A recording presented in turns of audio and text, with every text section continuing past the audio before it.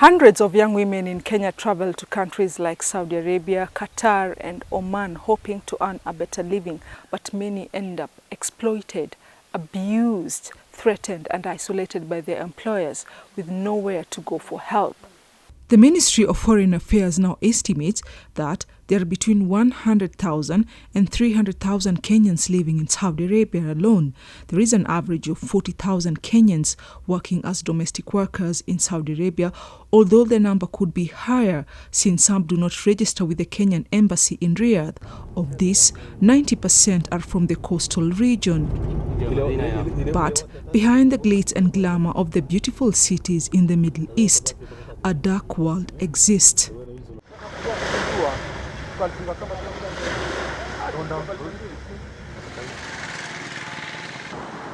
Aisha, not her real name, is among hundreds of young women in the coastal region who migrated to the Gulf in search of a better life. Nilivokosana na mzee wangu, nikiangalia niko na watoto, nikiangalia Kenya kazi ni zile si rahisi kupata. Nikasikia watu wakisema Saudia ni kuzuri na kuna mshahara mzuri. Kabidi sasa niamue nitengeze passport niende.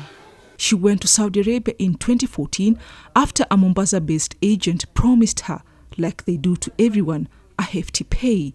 Excited, she signed a 2-year contract, trying not to think about all the negative things she had heard about working conditions in Saudi Arabia. Kitu ya kushangaza mwanzo ilianzia hapa nichukienda airport. Juu agent alinipa agreement ni sign. Sasa ile kusign nilitaka kusoma ile agreement, lakini aliniambia usisome, sign tu wewe uweke tu kwa bag. So far, it seemed like a good opportunity to Aisha. Agent mwenye nilipata hapa kwanza aliniambia hiyo nyumba ni kubwa, kwa hiyo kule kuna msichana mwenzako, kuna wasichana wawili huko. Ukifika huko wewe utakuwa msichana wa tatu. Nilipofika hapo ulikuwa msichana mimi peke yangu. Hiyo nyumba ilikuwa sijui ina miaka mingapi haijasafishwa. Ilikuwa yaani ina uchafu paka hujui uanze wapi. Umefika umechoka, hujakula kwa ndege, uko na njaa hizo siku mbili, alafu ndo umefika mtu hataki kujua umekula, akwambia tu umeoga. Haya sasa anza hapa, fanya hivi, hata hujawahi pumzika. Nilimpigia simu agent, nilimtukana. Nilimwambia wewe, hata nikasikia mtu yuaenda wewe ndo amsafirisha. Nitamwambia kwanza nitakuharibia jina kabisa, nilimwambia kabisa. From then on, things just got worse. Mshahara ilikuwa wameniambia 30. Kufika kule waliniambia ni 25. Mateso ilianza hapo kwa kazi sasa. Hiyo nyumba ilikuwa kubwa. Ilikuwa na gorofa kama 3. Breakfast ilikuwa sili chochote. Mtu unapa mkate yenye umeka 1 week umefanya yani umekuwa green pale katikati. Kama ni mchelo amekula hapo, ametandika amekula hapo, unaita njoo chukue. Ukifika ndo yambasa wewe ndo kale hizo. Sasa sikuwa nala mimi kwa sababu ni kitu ilikuwa yani nasikitika na shangaa, kwani hata kama ni shida ndo hizi shida zimenifanya nije niteseke hivi huko. Aisha says she was forced to work excessive hours without rest or day off. Yani kulala nilikuwa ni masaa kama tu masaa mawili, kwa sababu kama nizenga kitandani kama saa 9 usiku na saa 1 nimeamka tayari naanza kazi. Nilikuwa kuna room kama hivi imejazwa ni kama kuna bidhaa za mtoto za kuchezea toys hizi. Sasa kuna kama zulia tu hapo. Hapa ndo utakuwa walala sasa.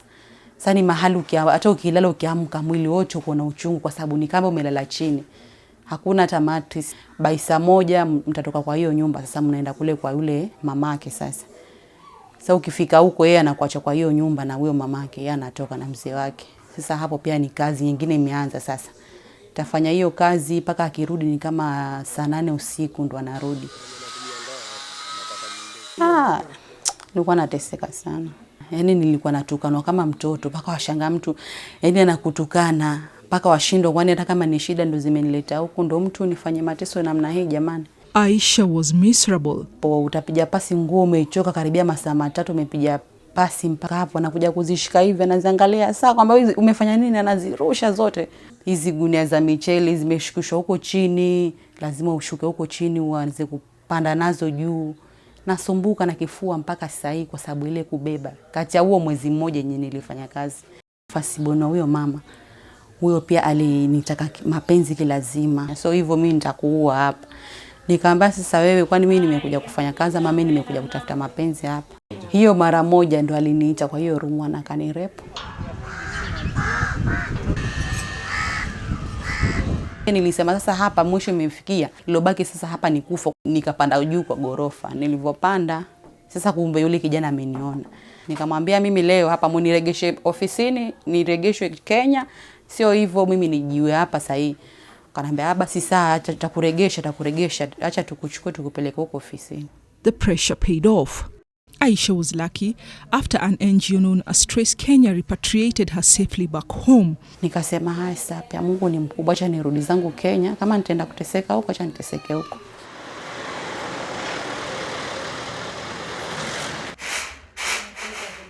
Another victim of human trafficking, Halima, a phony name, was lured to Saudi Arabia with promises of a well-paying job. On arrival, she was sent by a local agent to work in a local home. She was excited about securing the job. Ulale saa 7:30, saa 10:30 kwa macho. Mimi nilikuwa nikilala kwenye jikoni, nibwage nguo nilale. Shiti lenyewe ilikuwa sipewi. Sifai kufunga mlango. Yaani yuko jikoni kuwe wazi tu hivyo hivyo. Kwa sababu ikifika ile time ya kuamka, wanakuja mpaka huko jikoni na kelele. Ule mama aniamsha na makelele ama yoni amsha nipiga. Nipike nikimaliza madamu wangu hajapakua. Wale watakachomaliza wakitakachoshiba wakikusanya pamoja hivi hanjo ule. It was unbearable, she says. Madamu wangu alikuwa mbaya sana na wasichana wake wawili. Walikuwa wabaya sana. Sana. Kutukanwa mimi, kelbu, hayawani, kila matusi. Kelbu ni umbwa, hayawani mwenda azimu. Tena kikuita mara moja hata kurudia mara pili. Na akiwa amekutuma kitu chake ni ufanye, usisahau. Hawataka kusikia ni samehe wala pole. Manake alikuwa na msichana ambaye alikuwa yuko university. Nilikuwa stairs, nilikuwa sasa na mop. Umesikia? Yeye akaja sasa, akaniita. Ambapo hao walikuwa wameka music, mimi sisikii. Nimevaa ile nguo yangu dera langu, akafanya kunivuruta mimi ikaanguka. Nikaumia mguu wangu ka crack wa right. Nilivyotibiwa kule hospitali, nilipokuja nyumbani, si nikaambiwa nipumzike venye mguu wa uma, sifai kupanda stairs nikishuka, lakini hivyo nikawa nafanya hivyo. Tena wananitusi na wananipiga na wananituma. Kabidi mimi nishindwe. Kulikuja wakati paka na bleed, mimi natoka damu za pua. Ile nikisimama damu zanimwaika pwa. Yaani ugonjwa ambao haueleweki. Kichwa, sina usingizi, kazi, stress. Kaja nikampigia simu huyo agenti wangu, nikamwambia nisaidie hata kama kurudi nyumbani, maana mimi nateseka na kupigwa kwanza nimepigwa sana kichwa. Agenti wangu akanambia mimi sina njia ya kukusaidia. Kulingana na vile ulitia mwenyewe sign. Wewe ukishaenda umeenda. Kwa hivyo fanya venye utafanya, kama utarudi ama utavumilia hivyo. Mimi sina njia kukusaidia. Ikawa ndo hivyo. It was not only the backbreaking work that Halima endured in Saudi Arabia. Firstborn wake alikuwa kambe hana akili nzuri. Huyo alikuwa akinitesa sana. Maana yake alikuwa aweza kuja nishika kama hivi ninajifunga mtandio, akaja ushika huo mtandio wangu akanivua akaupasua. Ama akaja kanishika ile dera ninavaa dera, kalishika kalipasua, akanisukuma. Mateso magumu dadangu ambayo mtu haombi ayapitie. Mimi ilifikia wakati mpaka nasema sijui nijitie sumu hapa ndani nife, sijui nifanye nini. Ilifikia wakati ndugu yangu kwa ninachoka, nikasema heri singelizaliwa. Ikabidi mimi nikajitorokea, nikashikwa na polisi. Ndio polisi wakanipeleka ofisini, mimi nikawaelezea mimi nina matatizo na mimi nataka kurudi zangu kwetu. Bosi wangu akaambia aje na pasipoti yangu. Ndio mimi nikaja zangu zile pesa zenye nilikuwa nazo nikijiwekea ile miezi 4, nikaja zangu nyumbani nikajilipia. Nilipokuja hapa Kenya nilijiuguza, mimi nilikaa kitandani mwezi mzima. Ndio nikawa na nguvu tena.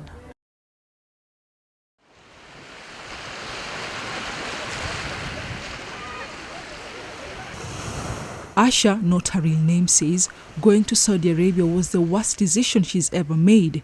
She first heard of well-paying job opportunities in Saudi Arabia through a friend who introduced her to agents in Mombasa. A deal was struck for Asha to take up a job as a tailor in Riyadh. She says everything went on as planned, and she landed in Riyadh and was taken to a bureau where she met people from other African and Asian countries. Mimi nilikuwa nimeenda kushona kabisa na nikapata kwa hali kwa kushona. Sasa lakini katika kufanya hiyo kazi ndio matatizo yakaja hapo. Mimi nilikuwa naona tu, kwanza nilikuwa sijui kitu gani kinaendelea. Ilikuwa ni kuna brothel hapo tena kubwa yenyewe ya wanawake na wanaume. According to Asha, her employer was also running a brothel secretly. Hey. Siku moja ilikuwa niliitwa nikaenda, kina mama wamejipanga hivi. Nimekaa kwa sitting room. Nikaitwa, nilikuwa nimevaa nguo yangu vizuri. Nikaambiwa nitoe. Nikapatiwa nguo nyingine fupi hivi kupaka hapo. Alafu nikaambiwa nifanye catwalk. Si unajua zile za kutembea. Nikawa natembea huku nikilia na ulinzi. Sasa nikitembea wale kina mama wanainuka, wananishika, wanabwaga pesa, ushaona? So ni kitu kingine ambacho sikuwa na raha nacho, kaanza kulia. Wale wasichana wakanifuata, kanambia utazoea, nikamwambia mimi sikujia hiyo kazi hiyo. Mimi nimekujia kazi nyingine tofauti. Kaitwa niende kwa kina baba. Baba amekuja na customer wanahitaji new arrival. Nikifika hapo kanambia kuna juice. Nikamwambia kazi gani, mimi nisitaki juice. Akanambia wewe tukunwa, leo imetolewa hii. Wafanyikazi wote wanakunwa. So nikawaona na wale wengine ni kweli wanakunwa. So na mimi nikana. Kumbe wametia drugs. Hasa nikaanza kusikia vibaya, naona sioni vizuri. Anacheka na wale wenzake wanacheka. Nikawa naanza kuona hii ni mambo gani? Wakanifunga mikono na miguu.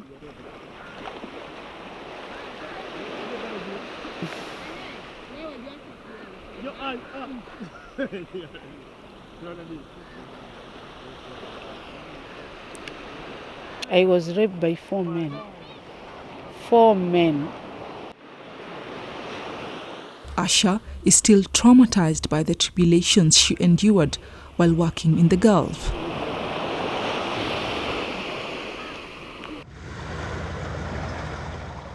Mimi nikajifungia kwa choo, nilikaa 2 days without eating anything. Mpaka yule boss akaja siku ya 3 yake sasa. Akaja akabisha, akaanza kusema ni yeye nimfungulie. Please forgive me. Nikamwambia the only thing I need to go back home. That's it. I don't want anything.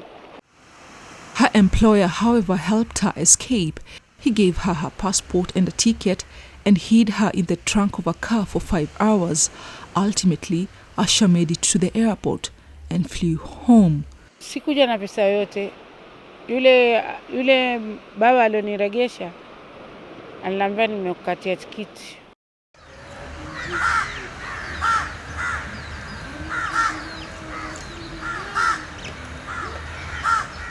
Rachel, not her real name, was conned thousands of shillings after being duped by unscrupulous agents that they would help her secure a visa and employment in Qatar.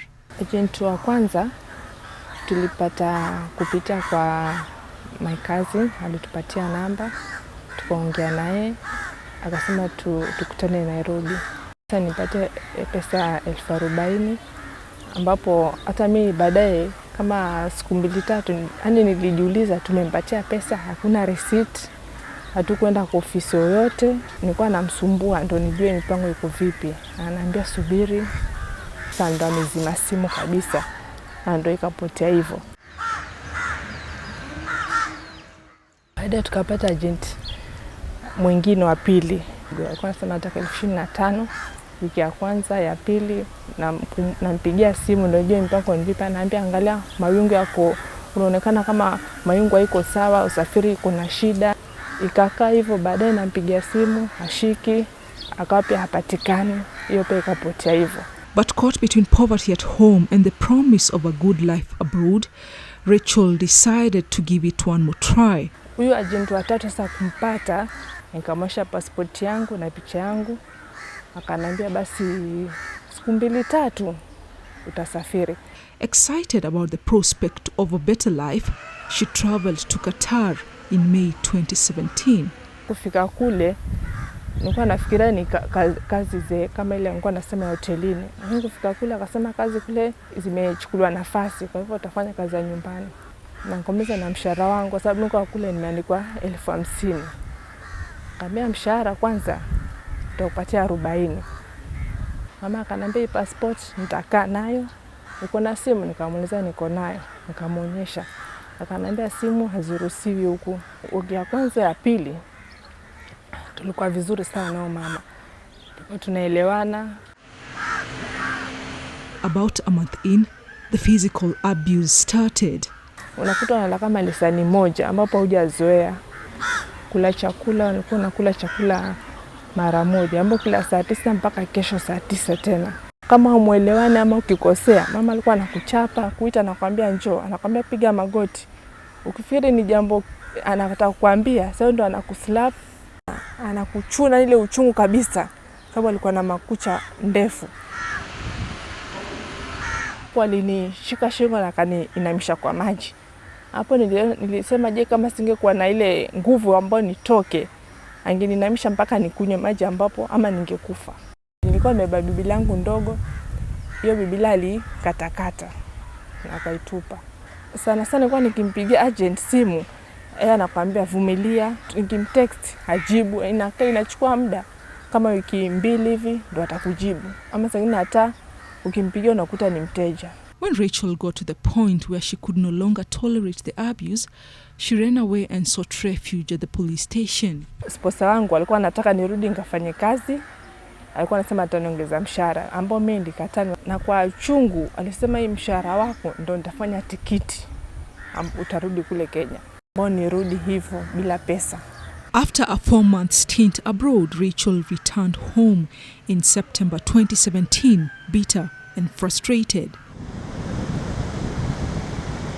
Like Rachel, Amina, a phony name, traveled to Oman in 2017 to work as a domestic worker, hoping to earn some money to support her family.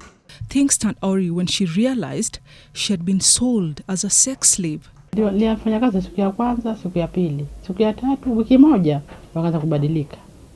Wakaja wale watoto wake sasa. Mmoja polisi na bibi, 5 hawajaoa. Huyo vijana wao mama alikuwa anataka kufanya mapenzi na mimi, lakini mimi nikakataa, ndo nikapigana na yule mmoja. Amina says she was harassed on a daily basis. Stressed, Amina called her agent back home. Wewe ndo ulikuja niweka huko jenuliwe. Kwa nini mole nileta pale kama hapa? Wewe sio ndo kazini. Hujui kazi yako ulifuata huko ni hiyo hiyo. Kazi hiyo unaniambia kazi ni ya nyumbani, hiyo safi. Huko naambia kazi ni hii. Nikaanza kulia sasa. Hapo stingiru. Nikalia. Amina says she suspected her employer was planning to kill her. Kuja ngambia mtoto wake mdogo, anambia chukua ile freezer samaki, itoe samaki yote. Tena freezer ni ndefu, hata mwingia watu 2-3. Ile mtoto akaja anambia auntie, kwa hiyo ni freezer. Na mama amesema atakuja kuweka hapa. Sasa yule mama nikawa nafua sasa. Mama akaja, wanisukuma atakunika kwenye friji lazima. Wale watu wake, alikuwa ni watu wake washirikiane wanika kwenye friji. Watu wake wakakataa. Nikatoka nikaanza kukimbia na naondoka. Amina was eventually taken to a deportation center for migrants where she was repatriated back home, broke and bruised. The kefala sponsorship system practiced throughout the Gulf is at the heart of the problem of the abuse and exploitation faced by migrant domestic workers. While some have decent working conditions, many others face abuse.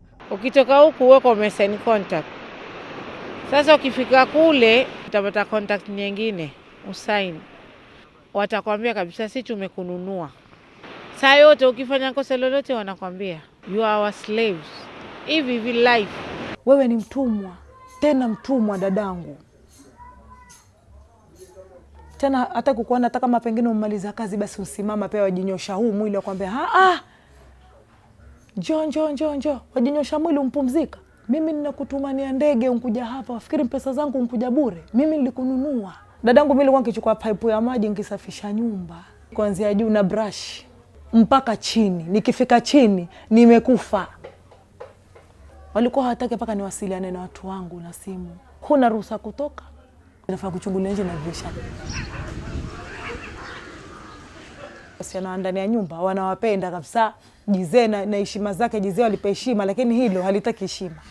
Limekuona la kutaka. Kwa lazima kutaka kwa nguvu.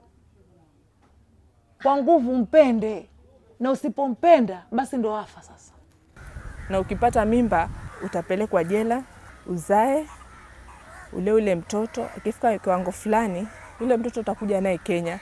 Ni ufungwa, tena ufungwa mbaya sana. Tena mara 100 mara 1000 ufungiwe nchini kwenu kuliko nchi za watu dadangu.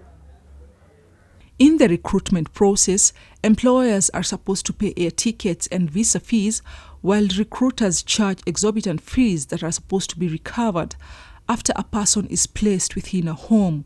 Kama umetengezewa pasipoti na agent, atabaki na basi yako na kitambulisho yako. Atakusafirisha. Ukifika huko ule mshahara wako unamtumania mamako ama ndugu yako, ndio anapeleka kwa agent. Na wajua ni vigumu sana mtu akishasafiri akishaenda kule apate mateso, agent amsaidie. Haezi kabisa. Those who escape abuse are usually taken to deportation centers where they can languish indefinitely waiting to be flown home. Hata ukienda na mashtaka umepigwa kabisa, wanaona bruises, watakuwa side ya kwao, hawatakuwa side yako. It is such appalling tales that forced the Kenyan government in September 2014 to revoke the licenses of 1,100 recruitment agencies offering Kenyan jobs opportunities in the Middle East. Recruitment agencies had to reapply and be vetted afresh. We've recruited, regularized and validated the existence of about 53 agencies who have met all the necessary checks, necessary, parameters of expectation as far as the government is concerned. Quite a number are still outside. We have not netted all of them into the bracket. There are some who are still operating, from some other sources. According to Labour Cabinet Secretary Ukur Yatani, the government has since adopted new rules and measures that will aid in curbing the mistreatment of Kenyan workers in the Gulf countries. We've already signed a bilateral with Saudi Arabia. We've signed also with Qatar. We have done with Kuwait. It's a negotiated document where issues of pay, issues of welfare, issues of repatriation, issues of health, issues that affect broad areas are discussed, agreed, and well documented. And in doing this, will be in a position now to protect our people against discrimination, against harsh treatment. Who knows these agreements? It's known by a few guys. Some of us don't know what these bilateral agreements are all about. So even this agreement should be brought down to the people to understand what they are. What are you signing for the country? Let other people, the stakeholders, get through the agreement. Maybe they can have an input. For example, the input that we wish to have as a union is the moment when they have to put some labor laws in those bilateral agreements, so that even by the time they are signing, employees' right is protected. The hiring agencies must have a physical office and will be required to furnish the government with returns of people hired, their personal details, and next of kin every 3 months. The government will also have records of recruitment agencies, including application forms, names, and qualifications of directors, location, contacts, lease agreements, certificates of incorporation, licenses, and security clearance. We have even had cases where their passports are detained. This is no longer the case. And in addition, we have posted labor attaches well trained from this ministry to all those countries. The moment you land there, you also register with the embassy with a labor attaches, and your contacts are provided. And the labor attaches actually keeps on checking on them from time to time, so that if there are any areas that requires immediate attention at the level of our government, is brought forward. Registered agencies will now have to pay between 500,000 and 1.5 million shillings as a bond so that they can repatriate any distressed migrants. However, Kutu Secretary General Francis Atwoli fears that the new rules will not protect domestic workers amid corruption, greed, and desperation for a better life. If they have tightened the laws, let us see those laws. In the 5 sets of laws we have, there is nothing talking about protection of those workers in those countries. That vetting is just a process to fulfill the requirement of the law. But where are the really laws to protect you there? Where are laws that allows the families and the relatives of this girl in Qatar to be visited 3 times a year? Where are laws that says the medical insurance will be paid here in Kenya and Kenya government will transfer? The process of going to Saudi Arabia, Qatar or Oman usually involves 4 parties: the local agency, the domestic worker, a recruiting company and an employer or a sponsor who is looking to hire. The agent then introduces the domestic workers to the local recruiting agency at a fee. Some shady recruiting agents who keep changing their offices in the city have been employing the services of equally crooked brokers who scout for vulnerable women in the villages and towns by promising them lucrative contracts in the Gulf that oftentimes turn out to be little more than forms of domestic slavery. Between last year, when you're doing the programs, the public forums, and to date, we know about 10 or more people who have gone to these countries. And these agents are here. They are going to be here to stay. Whether the government bans or doesn't ban, they're still going on. The activity is still going on. Today, as I'm talking to you, they're even using the rules in Tanzania. They're using the rules in Uganda to transport these guys to this country. The unscrupulous agents then quickly arrange for travel documents. Within 2 weeks, the recruits would be at the airport ready to fly out. They will not show workers their contracts until they are at the airport, and frequently the contracts are written in a language the workers cannot understand. When they arrive at their destination, the contracts might even change. They cross the airports every now and then. Then when they leave, nobody asks them any question. Don't you think even the government is just quiet about it? Because you go to the airport, you find a group of ladies, they look like you don't even know what they are heading to. And nobody asks them anything. So you leave them to go and then get the stories later. And you say, remember, oh, I saw them passing through JK. So supposing somebody wants to inquire more in the airport and say, hey guys, where are you going? We now send out a list of recruitment agencies which are recognized by this ministry to the embassies in Kenya and also our own embassy in, in those countries. So there are no loopholes. And at the time of travels, even during the issues of processing of visa, there's additional form where that recognition is that, this one has actually gone through a genuine agent. What ties workers to their employers is, above all, the sponsorship system their visa depends on. But those people in Qatar, those people in Oman, those people in Kuwait, those people in Saudi Arabia, they don't know any law concerning a worker at all. So you are just sold, direct selling. You are just a slave. No any monthly payment, no any monthly remittances. This is what has annoyed countries like Ethiopia. This is what has annoyed countries like Philippines. They have now some are recalling their people back home. We've had a lot of bad stories.